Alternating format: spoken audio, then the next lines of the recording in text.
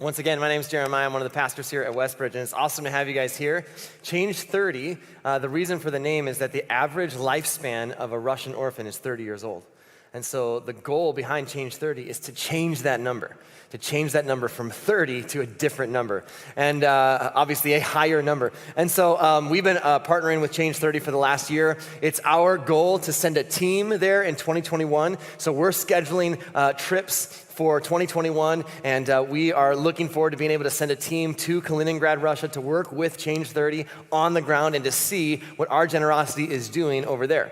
And so in just a few weeks, on November 22nd, we're doing our legacy offering. That's a part of our legacy project where we give above and beyond our regular giving as a way to give and pour into local projects, global projects, projects for future generations. This year, because 2020 has been so crazy, we said, what if every single one of us who calls Westbridge Church our church home gave $20.20 for every member of our family?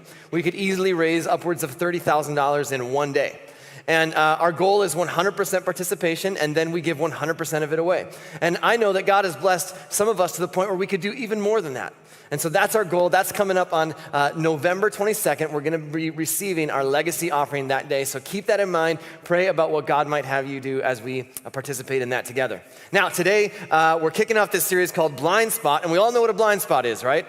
A blind spot is when you're driving and there's something it's between that little area between your rear view mirror and your side mirror, and this car is just right there, but you don't realize it and you want to change lanes. That's why I remember when I was getting my driver's license, the acronym SMOG, signal, mirror, over the shoulder, go, right? And that over the shoulder part is really, really critical. If you're a driving instructor, you know that over the shoulder means I gotta look and see what's in my blind spot. And it's also a term that we've used in our culture to help us understand something in our lives that we're unaware of.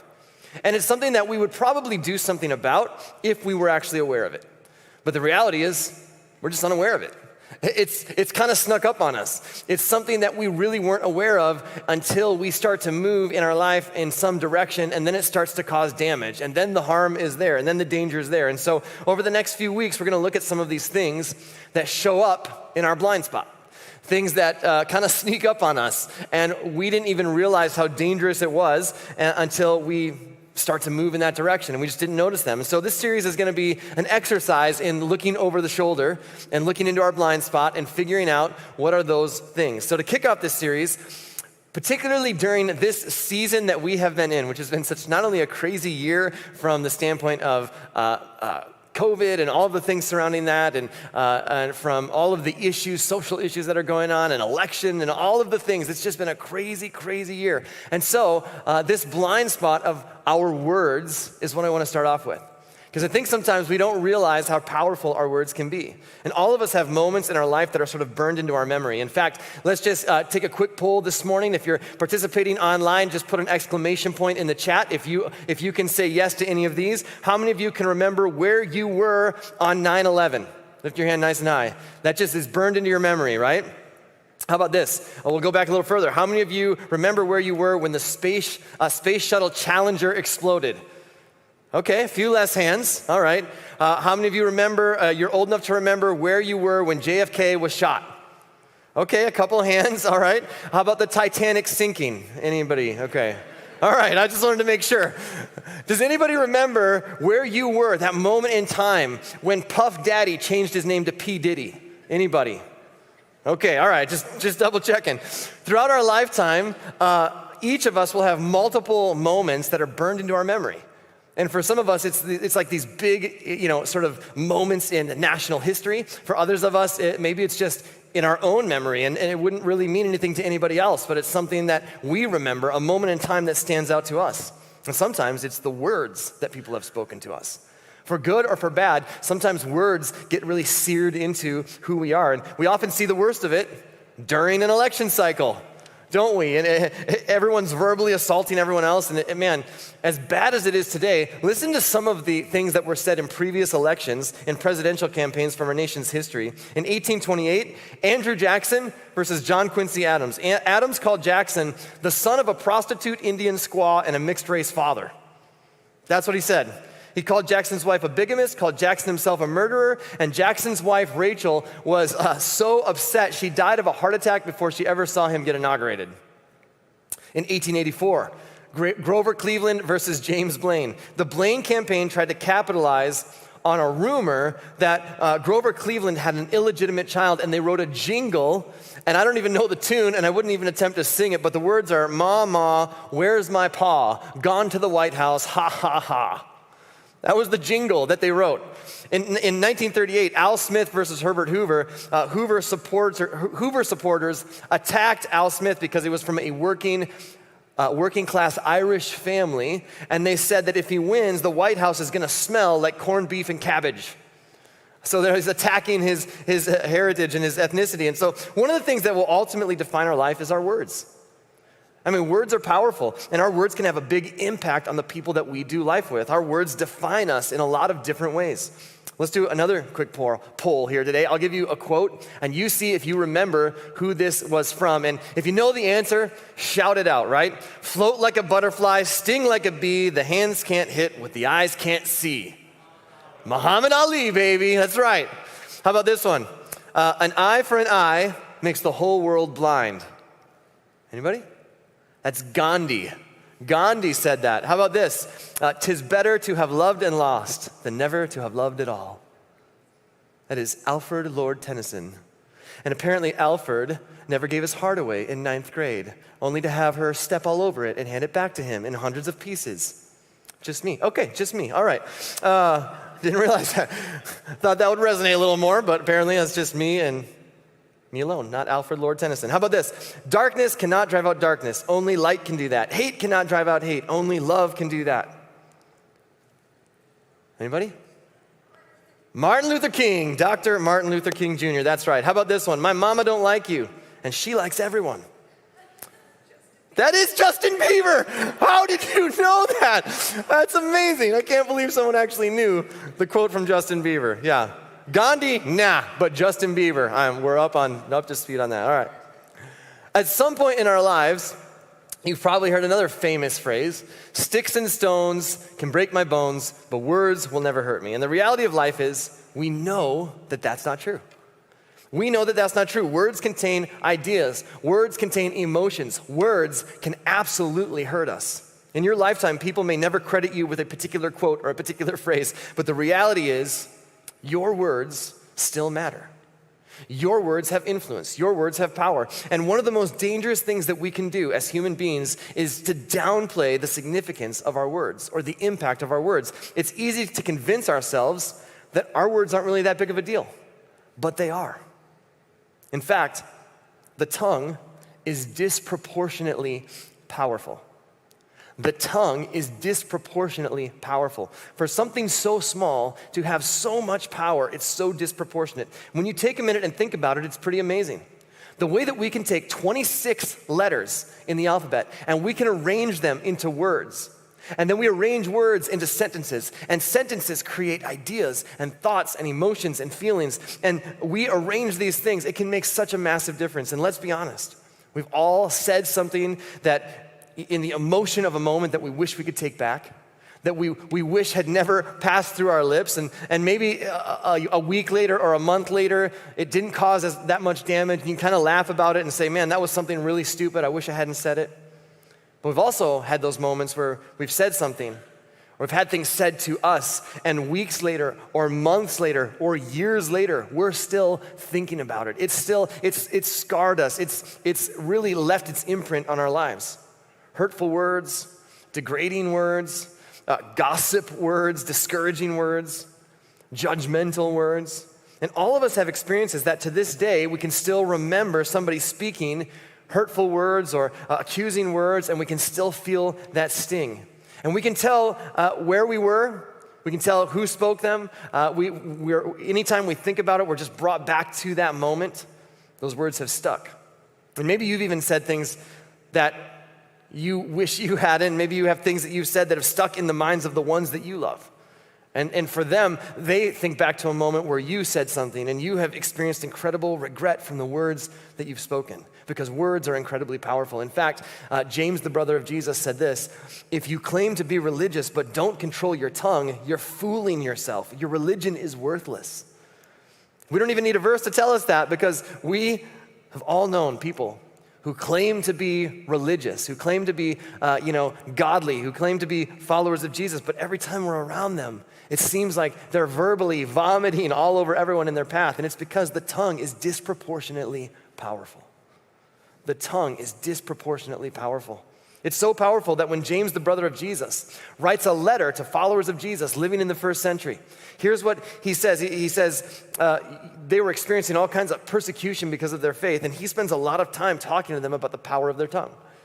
And in fact, here's 3 powers that our words have. Number 1, he says the power to direct our lives. Your tongue has the power to actually direct your life. Our words have incredible power for good, which is why God puts a lot of emphasis on our speech. We can influence people with our words. We can bring direction to people's lives with our words. We can bring life and healing and hope and encouragement with our words. My wife and I have been married for 21 years, and from the very beginning, she has always been a huge encouragement to me.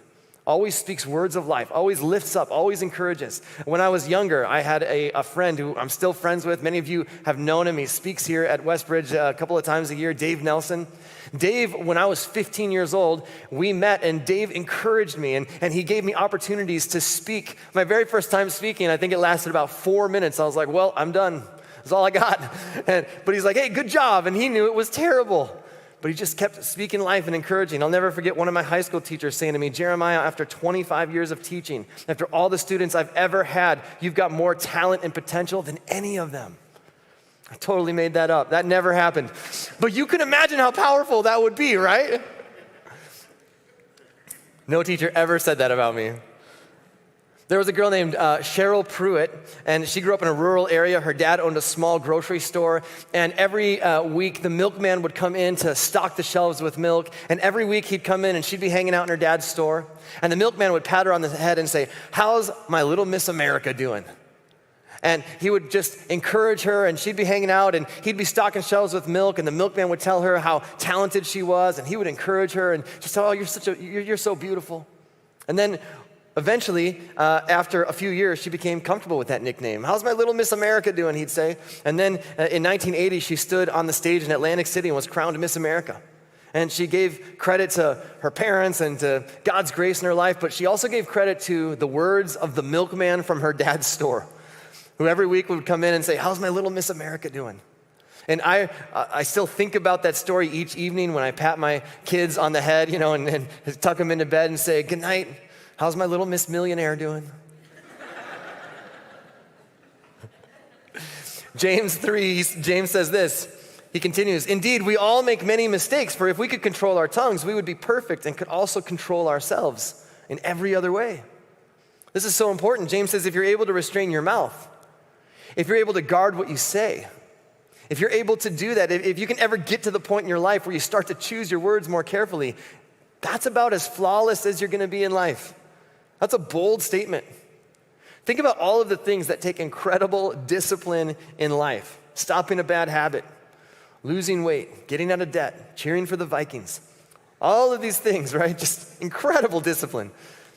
James says, as difficult as all that is, none of that is as difficult as trying to tame the tongue.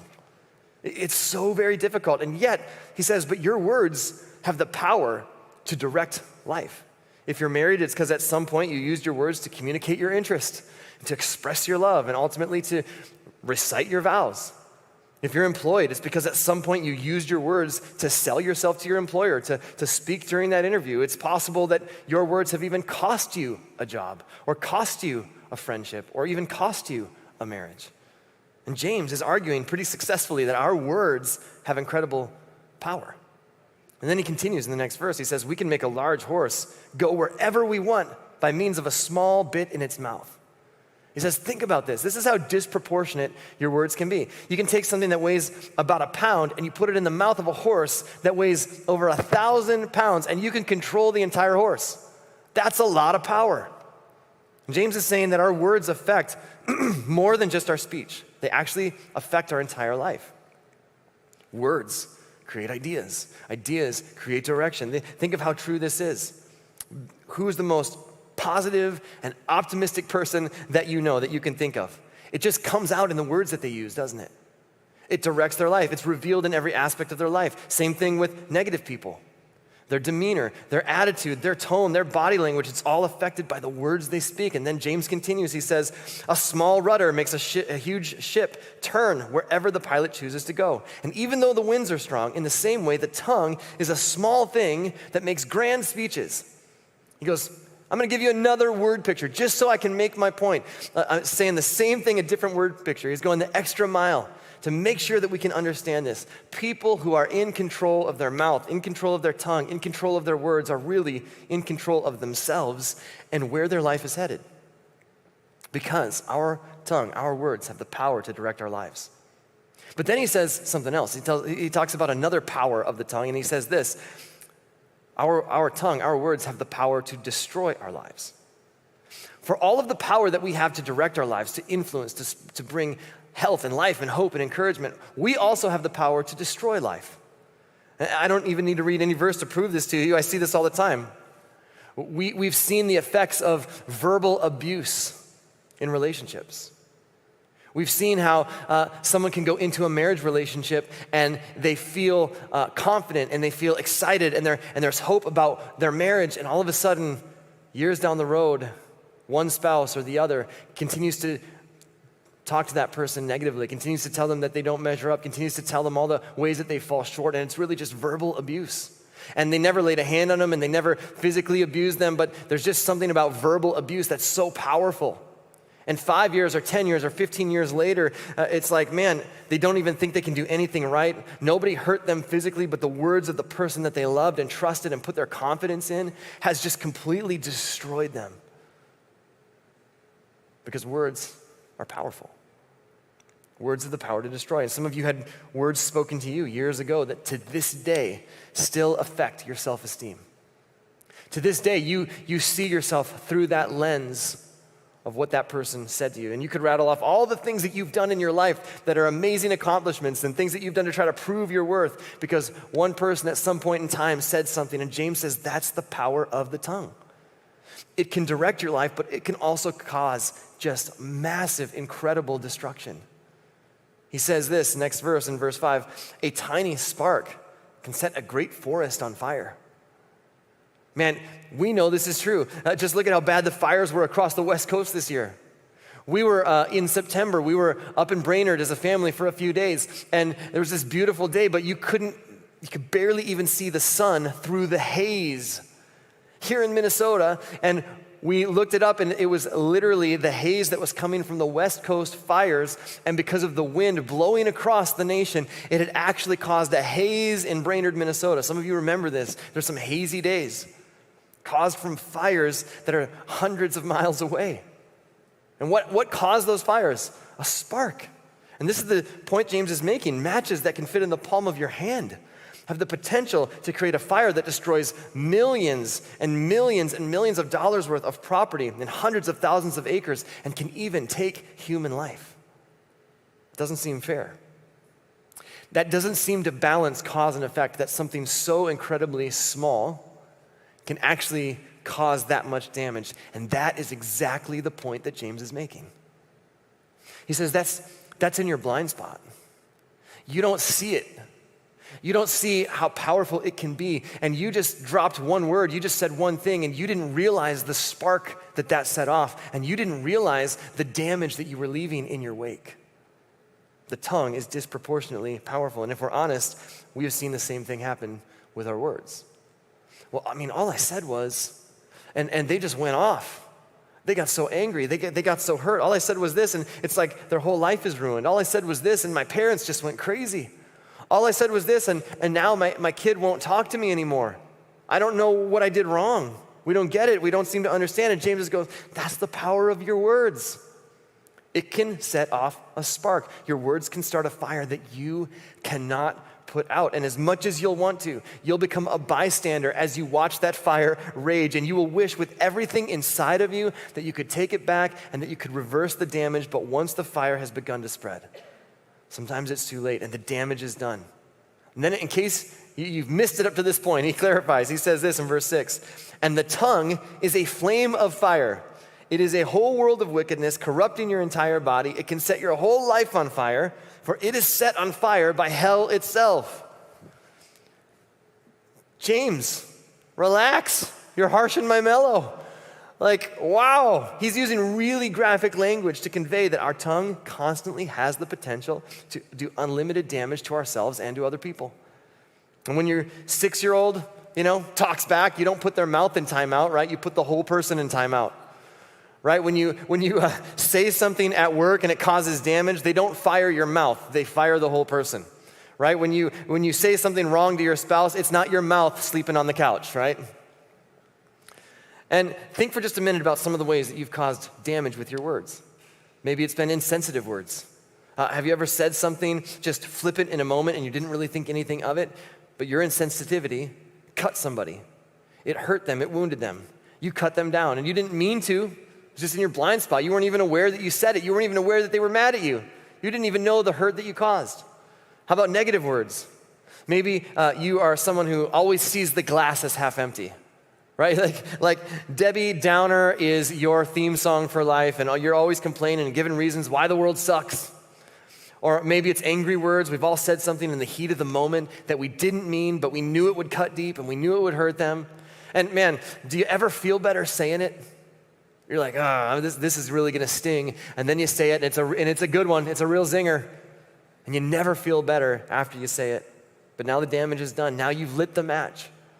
Words of gossip, this can be more destructive than anything. You can destroy someone's reputation, and the words that you say don't even have to be true.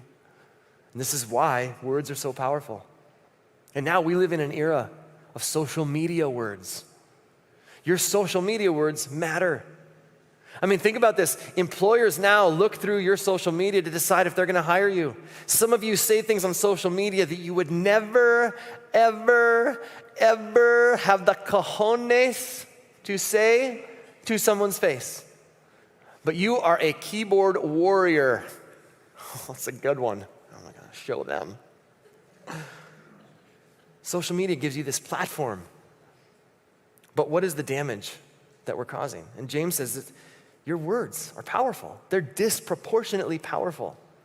And you think it's a small word, but it is causing massive destruction, more harm, more destruction than you mean for it to. Words have been started. Wars have been started by words. Divorces initiated by words.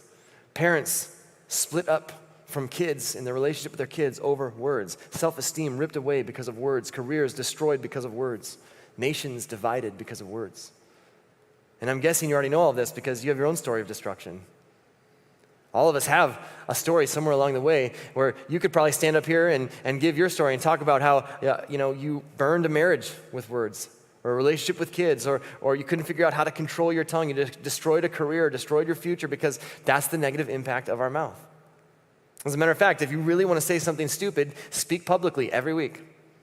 It's really good. Like, if I haven't offended you at this point, you're probably just not paying much attention, because I know that I stick my foot in my mouth all the time. And this isn't in your notes, but Proverbs 10:19 says this: don't talk too much, for it fosters sin. Be sensible and turn off the flow. I think that's wisdom. The Bible says, shut your flow. And I think that's really great wisdom. If you hear someone talking, they're about to light a fire with their words, just say, hey, shut your flow. Proverbs 19:10. Hey, Proverbs 19:10. Shut your flow. And finally, just to make sure that we fully understand how powerful this tongue of ours is, James says this: people can tame all kinds of animals, birds, reptiles, and fish, but no one can tame the tongue. It's restless and evil, full of deadly poison. He says it can be toxic. It's a pretty clear statement. He says your tongue and my tongue is harder to tame than a wild animal. Now, I have been to the zoo. Okay, I've been there. I've stood toe-to-toe with a wild animal. Big protective glass between us, but I've stood there as the gorillas are there, Here's the thing. We've learned to tame wild animals. We don't live in fear anymore of the animal kingdom.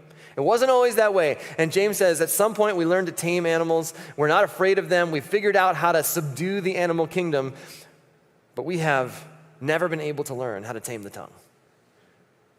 We've been able to tame all kinds of wild beasts and all kinds of ferocious animals, but for some reason we have never learned how to tame the tongue. It's a sobering thought. And James wants us to understand that our words are so powerful that we will never mature to the point, even when you're 90 years old, that your tongue will be fully tamed.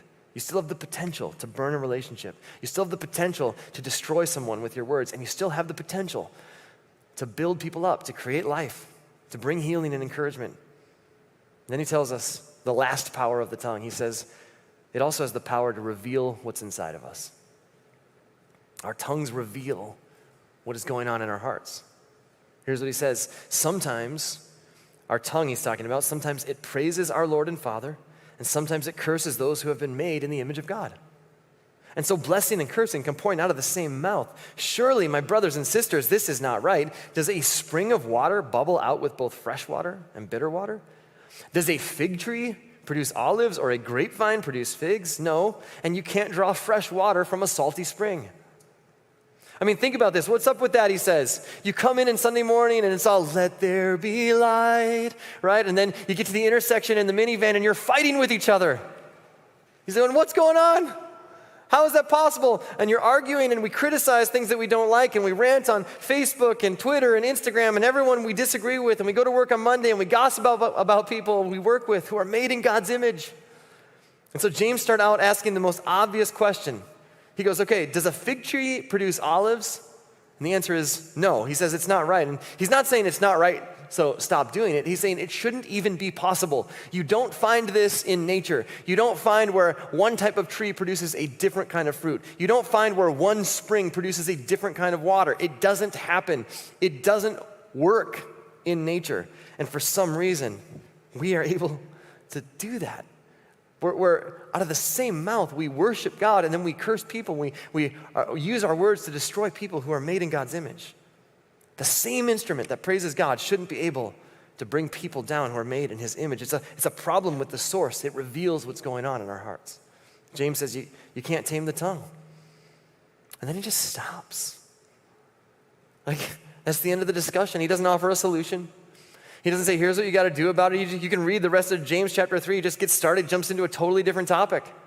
And you're like, James, you can't just leave us hanging like that. What are we supposed to do? And he's like, yeah, I don't know. You got a real problem. That's it. And you've got some issues. Your mouth is out of control. You're starting fires everywhere. If you're not careful, when you walk in, people don't know what you're going to say next.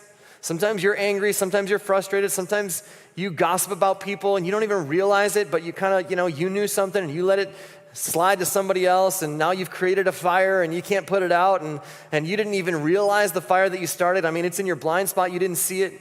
You wish you'd never done it, but man, you got a problem. You got an issue. I don't know what the solution is. I just want you to be aware of the problem. And then he just leaves it open-ended.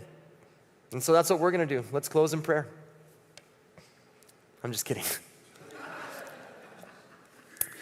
Today, just for the last few minutes we have, let me give you 3 practical filters we can use to help us manage and control our tongue. The first is this: are my words helpful? Are my words helpful? There's something unique about a person who's an encourager. Are my words helpful? Are my words encouraging? Are they lifting people up? They seem to be in a different class than the rest of us. Do my words build people up or do my words tear people down? I read that guys generally have a more difficult time with this just due to, I guess, guys' verbal skills are less developed than women's. I read that and I was like,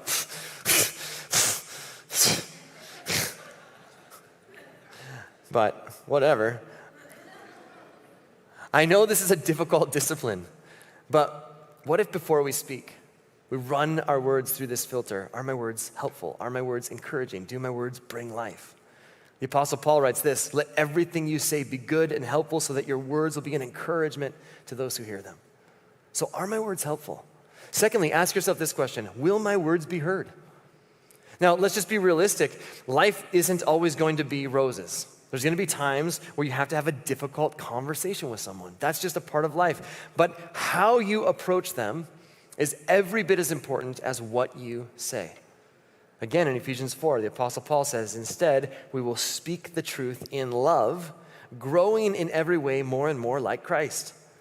Oftentimes what we do is we speak the truth and we use the truth to justify speaking the truth without love. But as long as we're speaking the truth, right? But Paul says, no, we speak the truth, but we do it with love. We speak the truth, but sometimes we speak the truth with sarcasm, and we speak the truth with anger, and we speak the truth in all these other ways, and it's perceived as an attack. And even if it's the truth, the person you're talking to will become defensive. So Paul says, speak the truth in love. Plan your presentation. Put your mind in gear before you put your mouth in gear. And then finally, number 3, are my motives pure? Are my motives pure? Before you spew out whatever it is that you're about to say, before you open your mouth, ask yourself why it needs to be said. What is my motive for saying this? There are so many things that I say that are motivated by my own insecurities. If I'm being honest, sometimes I say things and it's like, I really didn't need to say that. Like if I genuinely check my own motives on this, that was because I wanted to sound smart. I wanted to sound like I knew what I was talking about. I wanted to feel included. Like I wasn't adding anything to that conversation. I say things to protect my image or to paint myself in a certain light or to make myself seem better in someone's eyes than I really am. And if I'm not careful about my motivation, I will use my words in the heat of the moment to bring somebody else down in an effort to lift myself up. But it never works. It just causes harm and destruction. What is your motive? In Proverbs 10, it says this, the words of the godly lead to life, and evil people cover up their harmful intentions. Hatred stirs up conflicts, but love covers all offenses. Will my words be helpful? Will they be encouraging? Will my words be heard? And what are my motives? Are my motives pure? Check your motive before you speak. And if your motive is driven by good for the other person, love for the other person, it makes having a difficult conversation a lot easier. If your motive is driven by self-interest, you're probably better off shutting your flow. This very last verse I love says, may the words of my mouth and the thoughts of my heart be pleasing to you, O Lord, my rock and my redeemer. And I think that should be the prayer of our hearts this week. God, may the words of my mouth, may the thoughts of my heart be pleasing to you, O Lord, my rock, my redeemer. So I want to encourage you with this. If you're here today, if you are watching with us online today and you've never made the decision to follow Jesus, part of following Jesus means submitting our words to his way of living. And I want you to know this, you were created by God to exist in loving community with God and with each other.